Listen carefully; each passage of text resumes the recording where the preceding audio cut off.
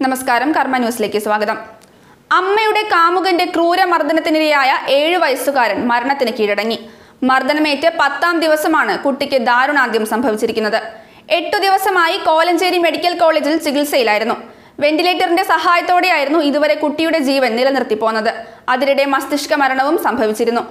തലക്കേറ്റ ഗുരുതര പരിക്കാണ് മരണകാരണം. അമ്മയുടെ കാമുകൻ ചുവരിലേക്ക് വലിച്ചെറിഞ്ഞതിന്റെ ആഘാതത്തിൽ കുട്ടിയുടെ തലയൊട്ടി നെടുകെ പിളർന്നു. ഇതോടെ രക്തയോട്ടം നിലച്ച് കോശങ്ങൾ നശിച്ചുകൊണ്ടിരിക്കുന്ന അവസ്ഥയിലായിരുന്നു. ഡോക്ടർമാർ കിണഞ്ഞു പരിശ്രമിച്ചിട്ടും കുട്ടിയുടെ ജീവൻ നിലനിർത്താൻ സാധിച്ചില്ല.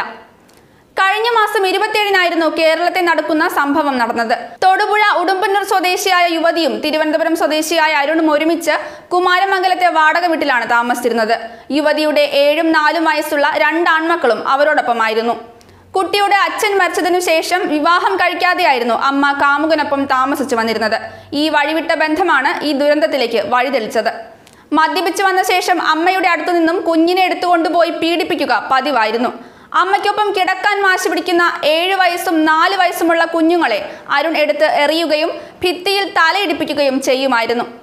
അമ്മയ്ക്കൊപ്പം കിടക്കാൻ ഈ കുരുന്നുകളെ അനുവദിക്കാതെ പുറത്തു തള്ളിയ ശേഷം യുവതിക്കൊപ്പം കിടക്ക പങ്കിടലും രാത്രിവാസവുമായിരുന്നു അരുണിന്റെ പരിപാടി. ഇതിനായി അമ്മയും കൂട്ടുനിന്നു എന്നതാണ് ഞെട്ടിപ്പിക്കുന്ന സത്യം. കുഞ്ഞുങ്ങളെ അമ്മയുടെ ഒക്കത്തു നിന്നും പിടിച്ചെറിയും. ഇരുവരും തമ്മിലുള്ള ബന്ധത്തിനിടയിൽ 2 കുട്ടികൾ അരുണിന് എന്നും തടസ്സമായിരുന്നു. അമ്മയാകട്ടെ കാമുകനോടുള്ള അമിത താല്പര്യം കാരണം സ്വന്തം കുഞ്ഞുങ്ങളെന്ന് പോലും ചിന്തിക്കാതെ ക്രൂര പീഡനത്തിനായി ഇവരെ വിട്ടു നൽകി. 4 വയസ്സുള്ള ഇളയ കുഞ്ഞിനെയും മർദ്ദിക്കാറുണ്ടെന്നാണ് ലഭിച്ച വിവരം. മാർച്ച് 28-നായിരുന്നു അരുണിനെ അറസ്റ്റ് ചെയ്തത്. അതിനു പിന്നാലെ കുട്ടികൾക്കെതിരെ ലൈംഗികാക്രമണവും നടത്തിയതായി തെളിഞ്ഞതിനാൽ അരുണിനെതിരെ പോസ്കോ കേസും എടുത്തിരിക്കുകയാണ്.